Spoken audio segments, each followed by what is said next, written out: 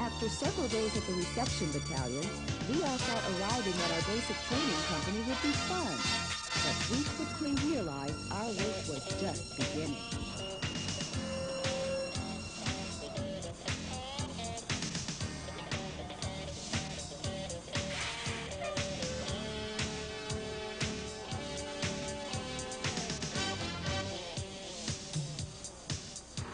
We knew basic training would be tough, but with the help of our buddies, we knew we could make it through the 8 weeks of training.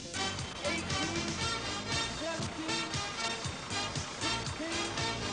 Get your headgear on, Bobby. Get your headgear on. Get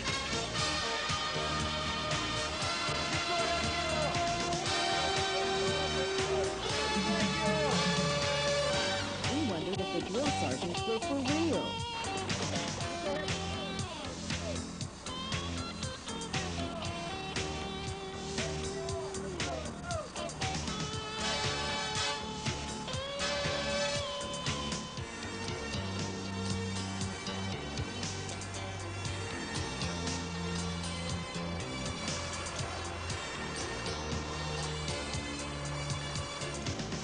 Once we were in the company, there was no question in our minds who was in charge. Our drill sergeants really kept us in line.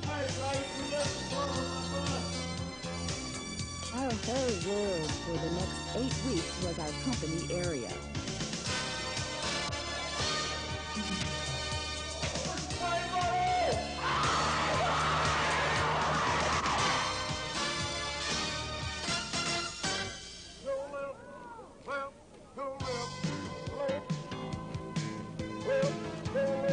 Drill and ceremony was the first step in our Army training.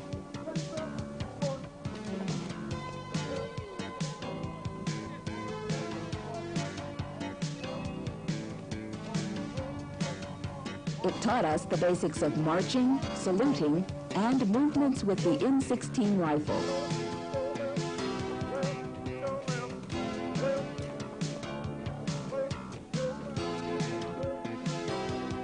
Good thing the rifles were not loaded.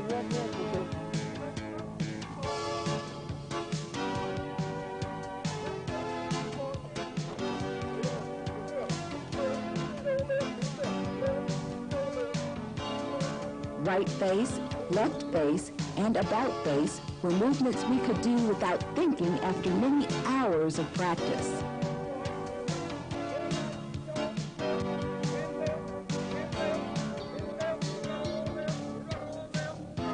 Learning the rifle movements was much more difficult than marching.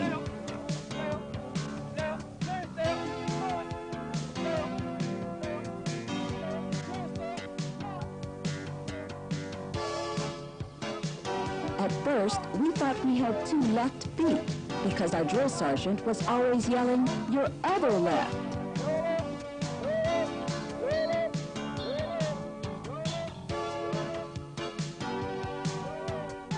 We practiced marching with column right, column left, and counter columns so many times, we thought we would never make a mistake again.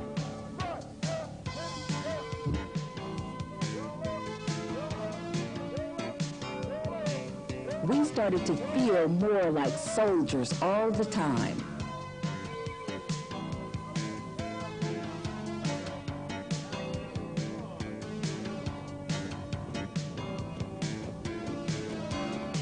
Standing tall and looking good. We ought to be in Hollywood.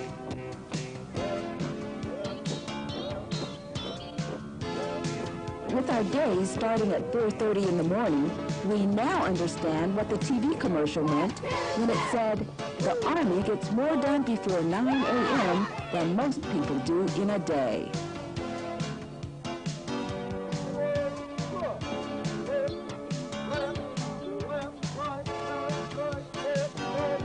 It was exciting for us to be a part of the drill competition to see which platoon marched the best.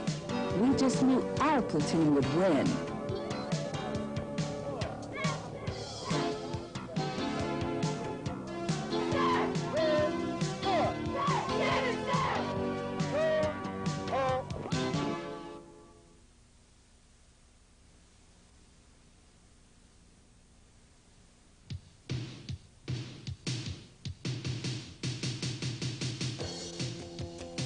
Negotiating the Fit to Win course really brought the platoon together.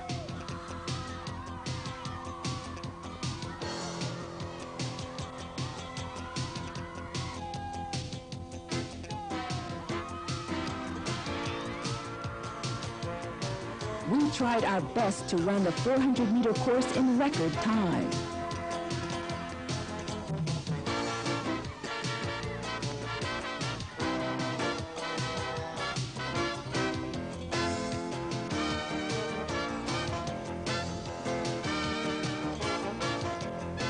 The course taught us physical skills, coordination, and confidence.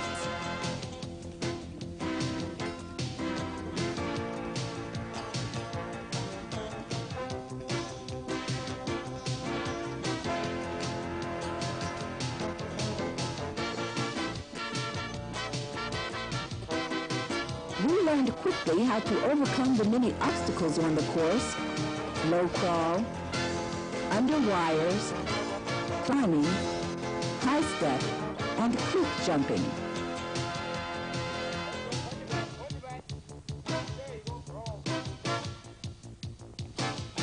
We kept thinking with each new obstacle that we came to that it had to be the most difficult. But then, the next one made us think the same thing.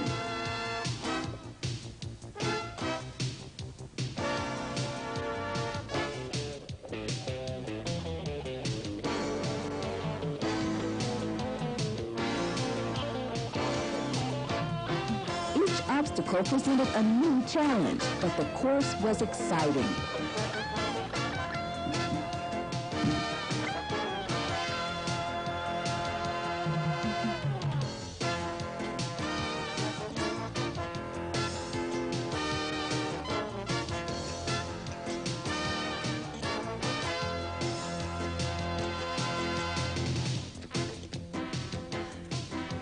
The drill sergeants were looking out for us on the step over. By them making us keep our hands behind our head, it helped increase our balance. It did make negotiating the obstacles more difficult, but at least no chance for splinters.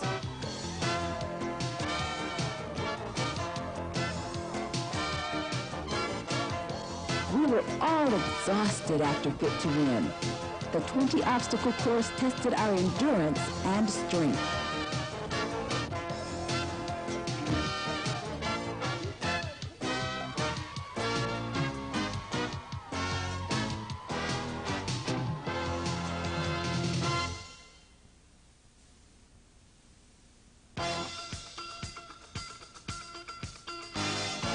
We were all scared at Victory Tower, but we would not let our drill sergeant see that.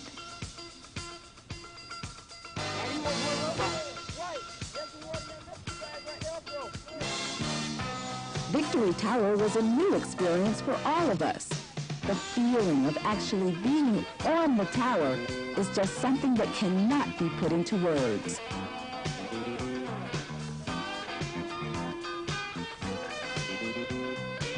Victory Tower taught us confidence, aggressiveness, and teamwork.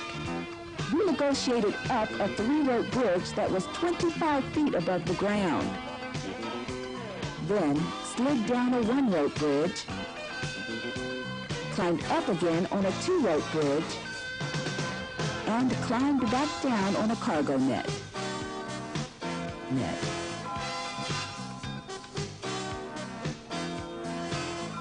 We kept thinking, it's just me, this rope, and gravity.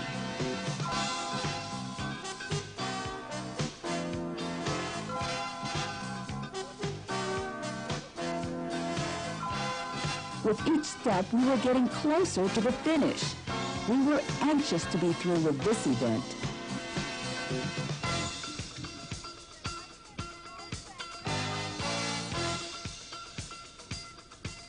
The phrase, "be all you can be," came to mind many times during this phase of the training.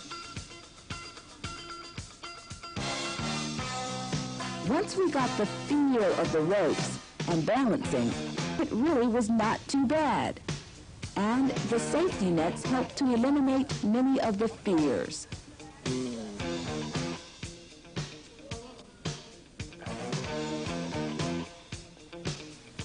The drill sergeants taught us how to tie a Swiss seat. Then we had to climb a 40-foot ladder to the highest part of the tower and swing across the large opening on a rope.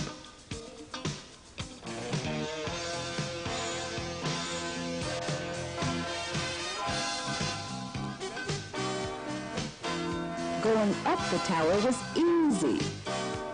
Coming down was the real challenge. The drill sergeants hooked up the rappelling ropes to the Swiss seat, and then we rappelled down a 40-foot wall. Once we did all that, our fears were over. In fact, we wanted to try it again.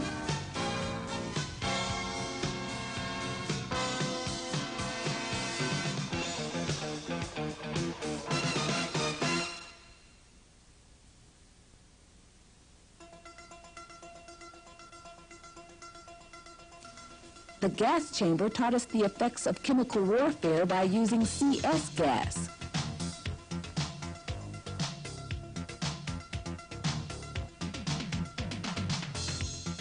The 2 minutes we had to stay in the chamber with the N17A1 protective mask on seemed more like 2 hours.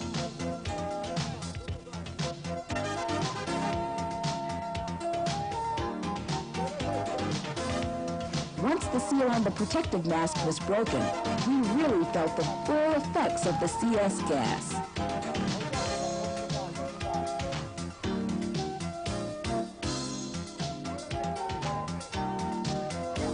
The gas was only supposed to make us cry, but the effects were a lot worse.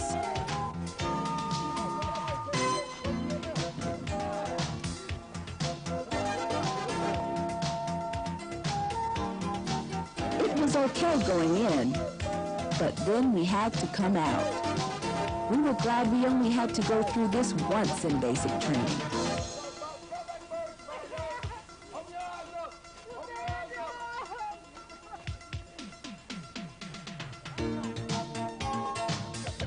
It was difficult to clear the gas from the mask, reseal it, then remove the mask and exit the chamber.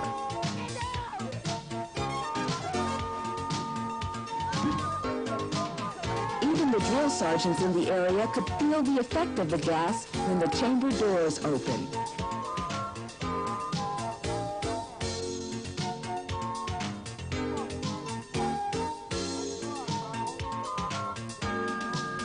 This was one time when we were glad the drill sergeants kept yelling at us. By yelling, "Open your eyes and keep your hands out," helped us recover quicker from the gas. They knew if we rubbed our eyes, they would burn even worse.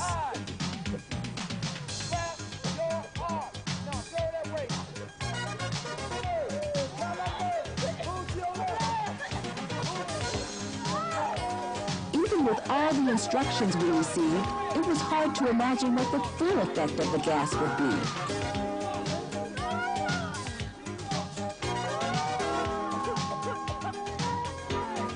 The smell of the gas is an odor none of us will ever forget.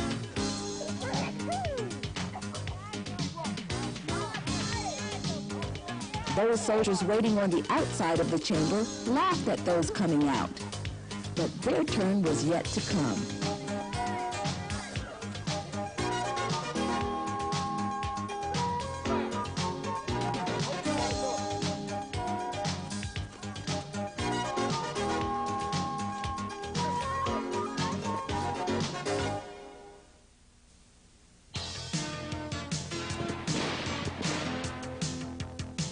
Shooting the M16 rifle in full combat gear was difficult.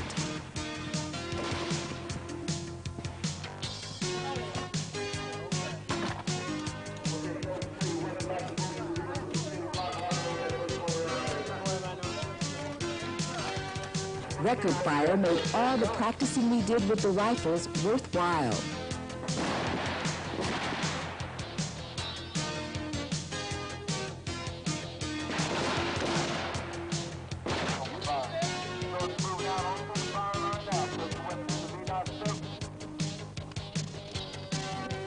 I really wanted to be a Hawkeye and hit all 40 targets.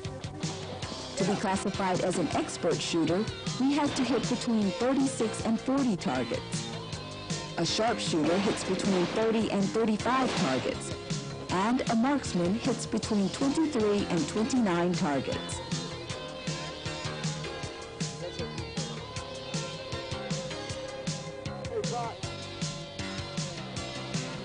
The 40 rounds were shot from distances of 50 to 300 meters. 20 were shot from a foxhole, and 20 from the prone position.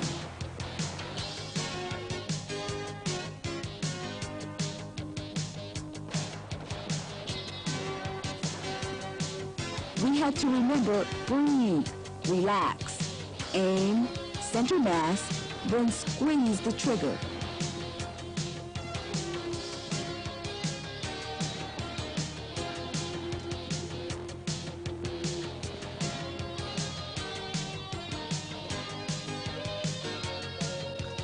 After basic rifle marksmanship, we understood the difference between a gun and a weapon.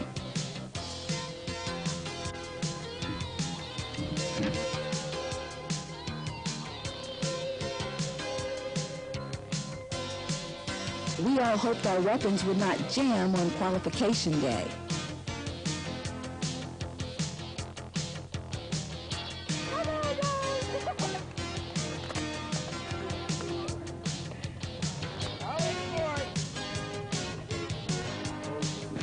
Getting the qualification badges really made our training worthwhile and put us one step closer to graduation.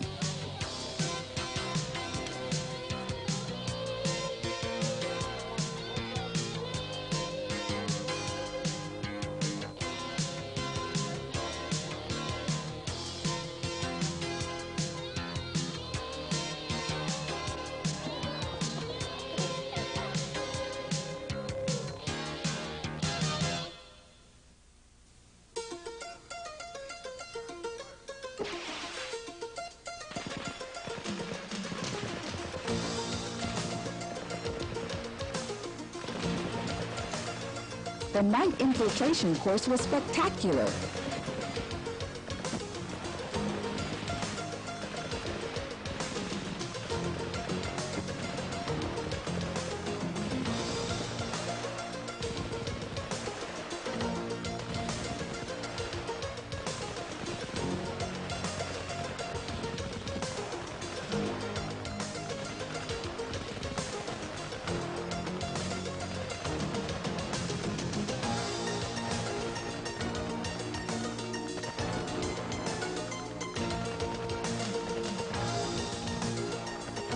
Live ammunition was going off within 5 feet of us while we maneuvered the 200-meter obstacle course.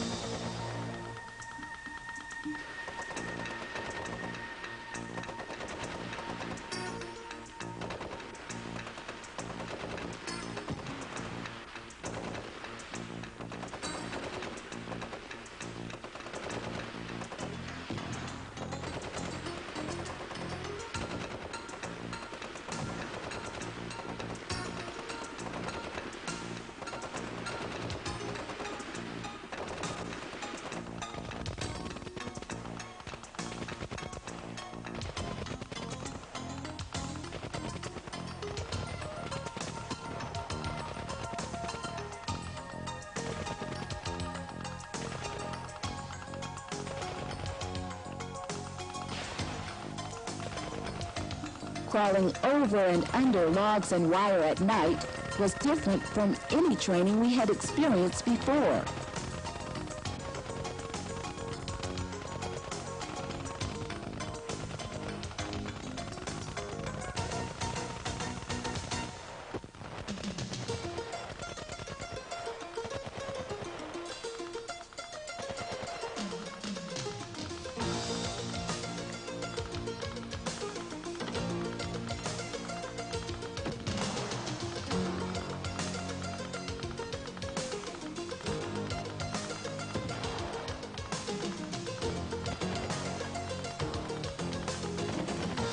The overhead machine gun fire made us really feel like we were in combat.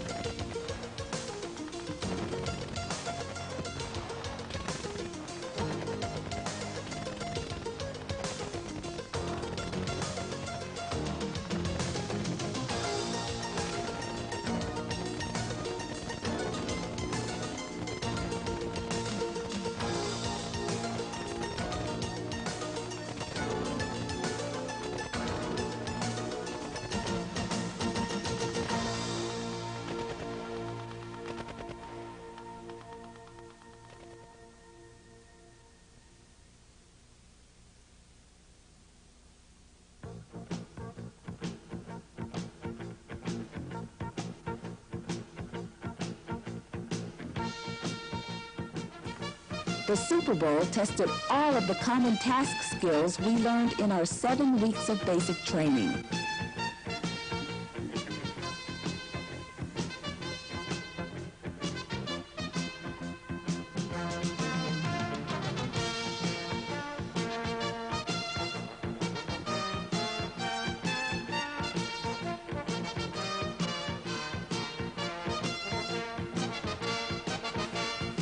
There was a lot of information to remember.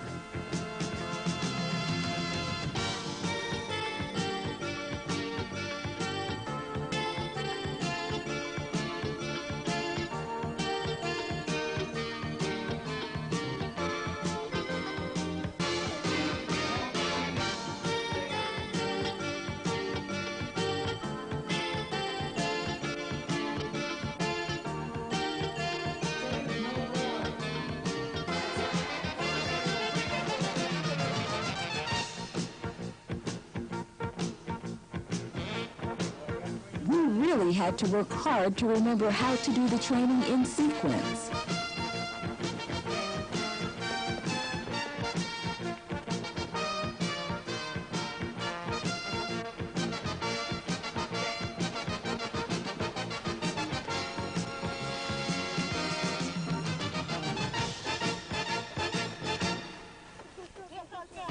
Setting up the Claymore mine made us feel like we were stars in a James Bond movie.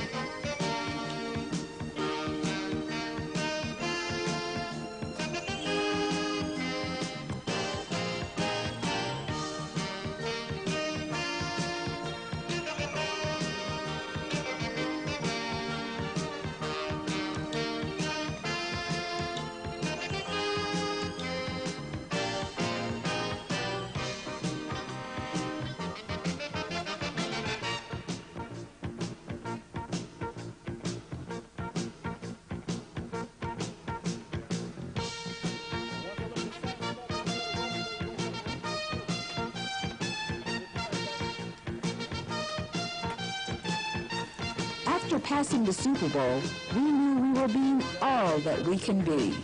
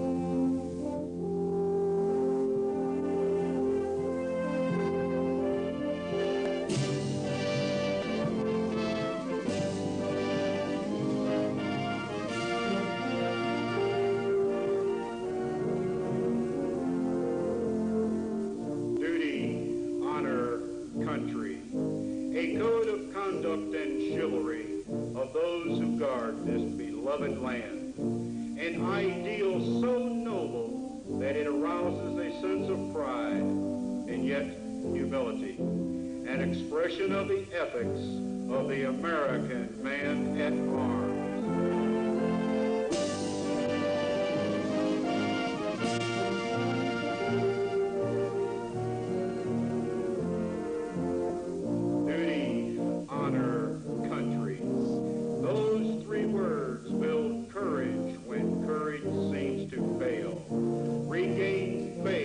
There seems to be little cause for faith. Create hope when hope seems forlorn. The American man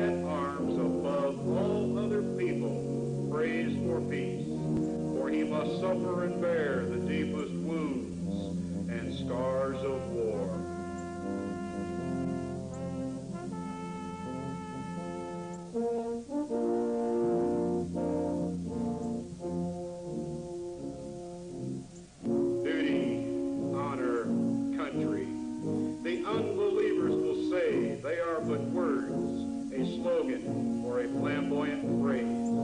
Every demagogue, every cynic, and every hypocrite will try to downgrade them to the extent of mockery and ridicule. The code which those words perpetuate embraces the highest moral law and will stand the test of any ethics or philosophy ever published for the uplift of mankind.